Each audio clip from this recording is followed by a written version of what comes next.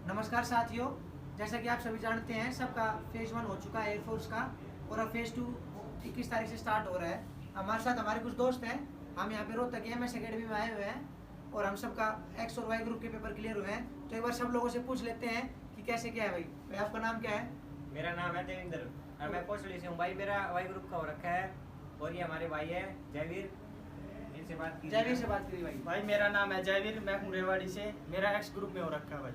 भाई मेरा नाम मोहित है, मैं भी रेवाड़ी से हूँ और मैंने एक्स और वाई बोथ का पेपर क्लियर कर रखा है। और जो कैमरे के पीछे हैं ये हमारे भाई दीपक हैं, ये भी रेवाड़ी से हैं, इन्होंने भी एक्स ग्रुप का पेपर क्लियर कर रखा है। तो मैंने पहले भी 2 बार एयरफोर्स का पेपर क्लियर कर रखा है और मैं फाइनल स्टेज तक गया हूँ। तो मैं आप सबको अच्छे से बता सकता हूँ कि हमें क्या एयरफोर्स के फेज 2 में करना है और क्या नहीं करना है। तो दोस्तों सबसे पहले तो हमारा सुबह जाते ही हमें चेस्ट नंबर अलॉट हो जाएंगे, 5 बजे एंट्री स्टार्ट हो जाती है हमारी हर सेंटर पे। उसके बाद हम जब भी जैसे ही अंदर जाएंगे हमें वहाँ पे एक हॉल में बैठाते हैं। हॉल में बैठाने के बाद हमें चेयर पे हमारे चेस्ट नंबर मिलेंगे। तो सबसे पहले हमें अपने एडमिट कार्ड चेक करवा के वहाँ पे अपने चेस्ट नंबर ले लेने हैं। उसके बाद फिजिकल होता है, फिजिकल की जानकारी हमारे भाई देवेंद्र देंगे आपको। ये बहुत अच्छे फिजिकल ट्रेनर हैं और ये बहुत अच्छा फिजिकल करते हैं। तो सबसे पहले भैया आप बताओ अब फिजिकल में सबसे पहले क्या होता है और फिर कैसे कैसे छटनी होती है बच्चों की?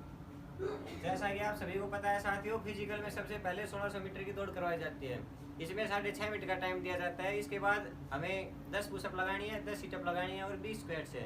इसके बाद जो बचेंगे उसको एसआरटी देना पड़ेगा और उसके बाद सबसे फाइनल स्टेज में जीटी होगा शाम को। और एसआरटी के बारे में हमारे भाई जयवीर बताएंगे आपको। जैसा कि आप सभी को पता है, फिजिकल क्लियर करने के बाद एसआरटी का टेस्ट होता है। एसआरटी का टेस्ट मेन बात ये है कि उसमें प्रेजेंस ऑफ माइंड होनी चाहिए। उसमें 2 ऑप्शन तो सेम मिलेंगे, जो आपको बेस्ट लगे ना वो लगाना है मेन। और एसआरटी क्लियर होने के बाद हमारा ग्रुप डिस्कशन होता है जो कि लास्ट स्टेज होती है। उसके बारे में हमारे भाई मोहित बताएंगे। तो जेंटलमैन सिंपल सीधी बात होती है कि फिजिकल बहुत आसान होता है, बस हमें अपने माइंड वहाँ पे प्रेजेंट रखना है। हमें ना ज़्यादा आगे भागना है ना ज़्यादा पीछे, बीच में भीड़ में चलते रहो, आपका फिजिकल 101% क्लियर हो जाएगा। उसके बाद जब पुशअप और सिटअप लगाते हैं तो हमें उनके इंस्ट्रक्शंस को बड़े ध्यान से सुनना है और उसके अकॉर्डिंगली हमें काम करना है। हमें वहाँ पे ज़्यादा ओवर एक्टिंग नहीं करनी है, सीधा नॉर्मल जैसे वो बताएं वैसे करना है। उसके बाद जिन जिन बच्चों का फिजिकल क्लियर हो जाता है उन बच्चों को वहीं रखते हैं, बाकी लोगों को बैग लेके वहाँ से वापस भेज देते हैं। पूरे दिन बीच बीच में हमसे डॉक्यूमेंटेशन के कार्य करवाए जाते हैं। फिर दोपहर के टाइम पे आने के बाद हमारा सिचुएशन रिएक्शन टेस्ट होता है, उसमें 45 क्वेश्चन आते हैं, उसको करने के लिए 30 मिनट मिलते हैं। मैं अपने प्रेयर एक्सपीरियंस से आप सभी को बता सकता हूँ कि फेल वही बच्चे होते हैं जो 45 के 45 क्वेश्चन अटेम्प्ट नहीं करते। जिस 45 क्वेश्चन में से 5 से 7 क्वेश्चन रीजनिंग के आते हैं, बाकी सारे क्वेश्चन सिचुएशन रिएक्शन टेस्ट आते हैं। तो सभी बच्चों को जो क्वेश्चन पढ़ते ही पहला ऑप्शन हमें लगे कि ये आंसर है, उसी पे टिक करना है। ज़्यादा सोचने की कोई बात नहीं भाइयों, इसमें बस अपना नेगेटिव मार्किंग उसमें कोई नहीं होती है, वो ऑप्शन कोई भी गलत नहीं होता है, सब हमारी थिंकिंग के हिसाब से होता है। जो बच्चा 45 के 45 अटेम्प्ट कर देता है वो कभी आज तक एसआरटी में बाहर नहीं हुआ है। मैं खुद 2 बार जोधपुर से एसआरटी दे चुका हूँ। और शाम को जो जो बच्चे एसआरटी क्लियर कर लेते हैं उसके बाद उन सबका ग्रुप डिस्कशन होता है। तो हम अब आपको स्टेप बाय स्टेप बताएंगे। तो सबसे पहले अब हम आपको ग्राउंड में जाके बताते हैं कि किस किस तरह से आपकी जो जो एक्सरसाइज वहाँ पे होंगी, जैसे पुशअप सिटअप और स्क्वाट्स हैं, ये सारी चीज़ें कैसे होंगी और आपको किन किन चीज़ों का ध्यान रखना है। तो चलिए दोस्तों ग्राउंड ऊपर देख लेते हैं। लो भाई, हम छोटूराम स्टेडियम आगे हैं। ये जयवीर रही आपको देंगे डेमो कैसे करना है छोटूराम स्टेडियम। और देख लो भाई, अभी तो इसमें घास उगी हुई है, नहीं तो इसकी बढ़िया कटिंग वटिंग होकर साफ ग्राउंड रहता है, एकदम मन लगता है यहाँ पे। और ये देखो कितने बच्चे हैं, अभी तो थोड़ी शाम है तो थोड़े से कम हुए हैं बच्चे जो अंदर चलेंगे, नहीं तो देखो अंकल आंटी सब लगे हुए हैं। अब जयवीर भाई आपको डेमोन्स्ट्रेशन देंगे और देवेंद्र आपको बताएंगे भाई कैसे क्या करना है। तो भाई जयवीर पोजीशन ले लो आप। एक एक बारीक चीज़ों पे आपको ध्यान देना है, हम स्पेशल एक एक बार बताऊंगा सारी चीज़ें।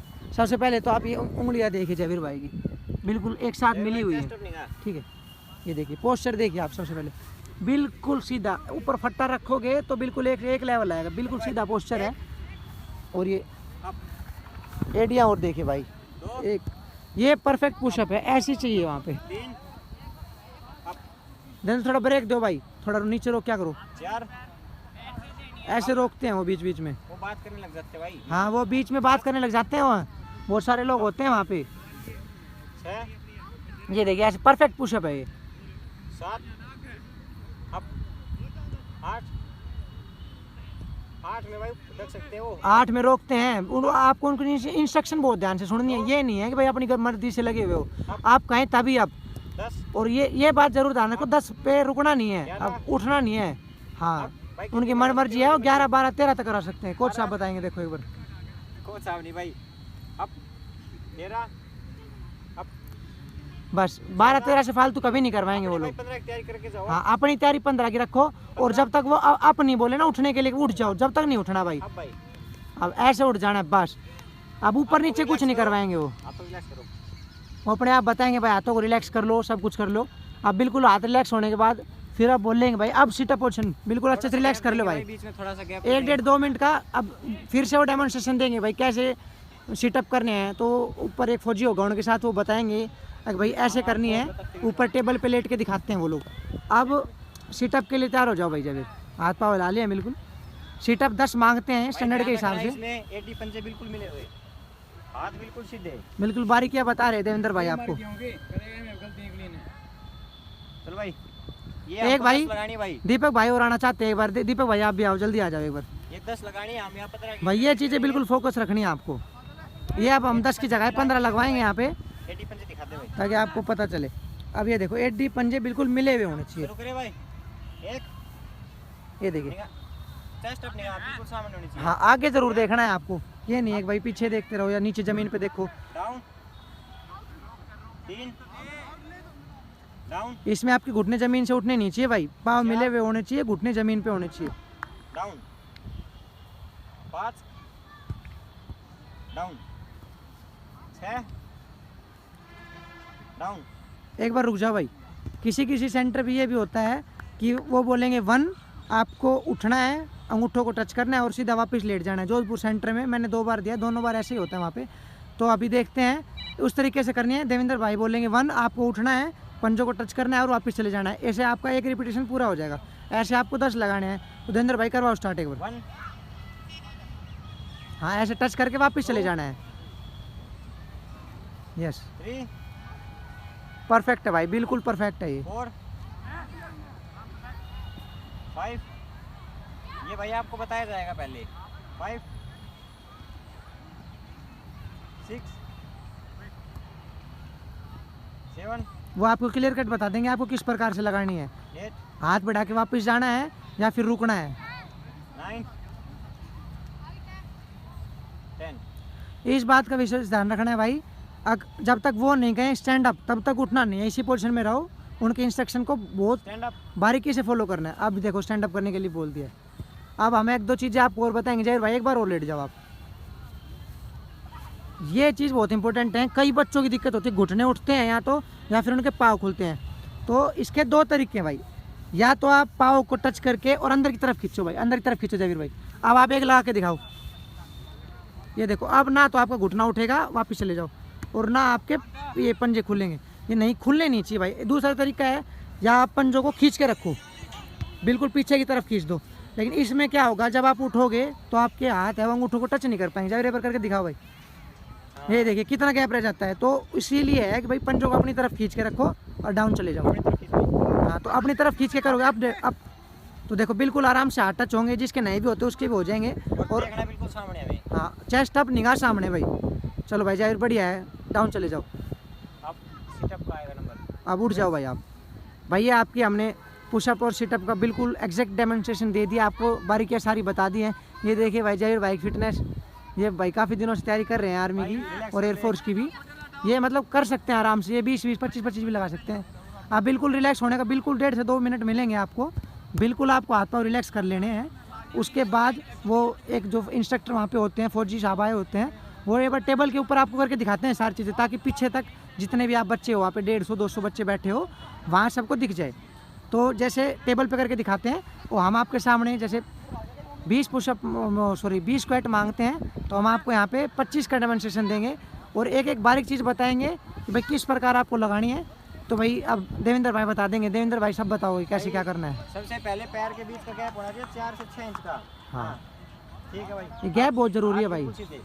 एक चीज़ का ध्यान रखना भाई, हाथ बिल्कुल भी नीचे नहीं जाने चाहिए। हाथ जब तक नहीं बोले तब तक नीचे नहीं जाने चाहिए। अब शुरू करते ये हैं। कढ़ाइयों को और बता दो भाई, कढ़ाइयाँ बिल्कुल सीधी हुई। सीधा और अंगूठों को चिपका के रखना हाँ, ताकि आंगली ना खुले हमारी। हाँ ये देखिए, आप ये बारीकियाँ देख लो फ्रेंड्स, ये देखो बिल्कुल अंगूठे उंगली आपस में मिली हुई है, पाँव में ना कम गैप है ना ज़्यादा गैप है, बिल्कुल एग्जैक्ट 4 से 6 इंच का गैप के है। हिसाब से ये बिल्कुल प्रॉपर पोस्चर है जो हम कर रहे हैं। थोड़ा आप हाथ भीड़े कर लो भाई, आपको ज़्यादा खुल रहे हैं। अब ये देखो ये परफेक्ट है। अब काउंटिंग के साथ जब वो बोलेंगे डाउन तो डाउन होना है और अप तो अप होना है। जैसे काउंटिंग करेंगे 1 पे नीचे जाना है, फिर बोलेंगे अप तो उठ जाना है, ऐसे काउंटिंग चलेगी आपकी। तो अब देवेंद्र भाई थोड़ी उच्च आवाज़ में बताएंगे भाई, स्टार्ट करवा दो भाई। ये देखिए भाई आगे देखना है 5 आपको। सेकंड रोक के भी रख सकते हैं। हाँ 2 अब देवेंद्र आगे देखो भाई थोड़ा। 3 अप 4 अप 5 ये परफेक्ट पोस्चर है भाई स्क्वाट्स का, एयरफोर्स में ऐसे लगवाते हैं। 7 अप 8 अप 9 अप। भाई ध्यान रखना हाथ नीचे नहीं जाने चाहिए बिल्कुल भी। 10 अप 11 अप। और कई बच्चे में क्या होता है भाई, आँख कंधे के फ्रंट साइड में दर्द होने लगता है, तो उसलिए आपको क्या करना है, हाथों को ना ज़्यादा टाइट रखना है, बिल्कुल नॉर्मल रिलैक्स हाथों को उठाए रखो, बस नीचे नहीं जाने चाहिए हाथ। और आराम से आपकी भी स्क्वाट आराम से लग जाएंगे, 15 कोई दिक्कत नहीं होगी हाथों में। बिल्कुल रिलैक्स हाथ रखने, टाइट नहीं करने, टाइट करोगे तो ज़्यादा दिक्कत आएगी भाई आपको। 17 ये देखिए बिल्कुल परफेक्ट, कोई बाहर नहीं करने वाला भाई ऐसे बच्चों को भाई। Up 19 up 20 up 21 up. भाई जिसकी लास्ट है वो कोशिश करे ज़्यादा से ज़्यादा हमारे 25 या 30 हमारे। हाँ 22 अप 23 अप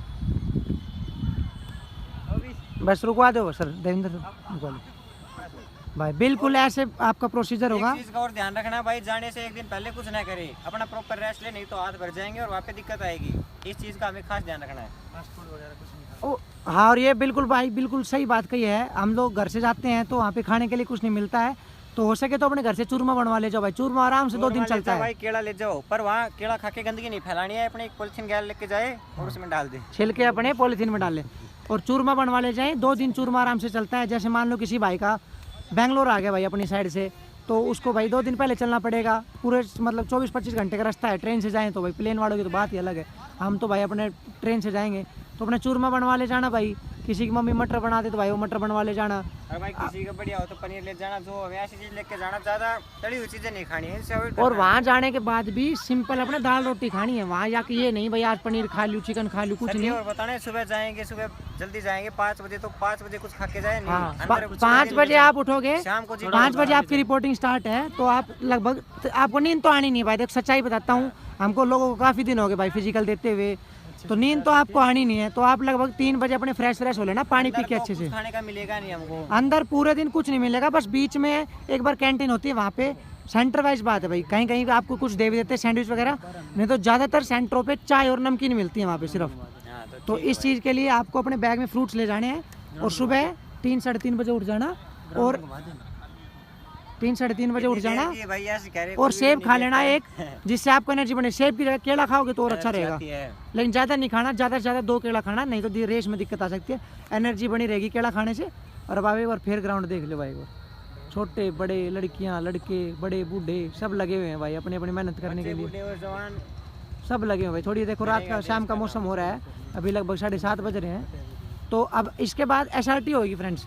जैसे जो भी बच्चे पास हुए, हम लोगों को जहाँ से वहाँ से बैठा के और हॉल में लेके आएंगे। सर ये बच्चे ऐसे कह रही, इतनी लंबी वीडियो कोई नहीं देखता यूट्यूब पे।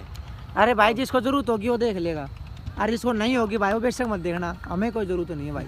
हम तो दे रखी, हमने सोचा भाइयों को बता दें कैसे क्या होता है, इसलिए हमने आपको बता दिया। इसके बाद आपको वहाँ पे बैठा लेंगे ले जाके, और कुछ आपसे डॉक्यूमेंटेशन करवाएंगे। जिन बच्चों का नहीं हुआ वो अपना बैग उठाएंगे और बाहर निकल जाएंगे। तो आराम से अपना फ्री माइंड होके जाना है। इसके बाद SRT होगी, वो लगभग दोपहर के टाइम पे होगी। आपको वही मिलेंगे भाई जिनका हमारे साथ होगा। हाँ इस भाई कितना आप कितनी तारीख को भाई आपका? 27 को हमारा। हमारा आपका कितना है? मेरा 26 तारीख को भाई अम्बाला। और भाई देवेंद्र भाई का भी है रिसेंट में, कब है भाई? मेरा 23 तारीख को बेंगलोर। ठीक है भाई। और मेरा 28 तारीख को सिकंदराबाद है भाई। हम मिल जाएंगे आपको वहाँ देख लेंगे भाई जैसे भी है। और SRT दोपहर में होगा। SRT के बारे में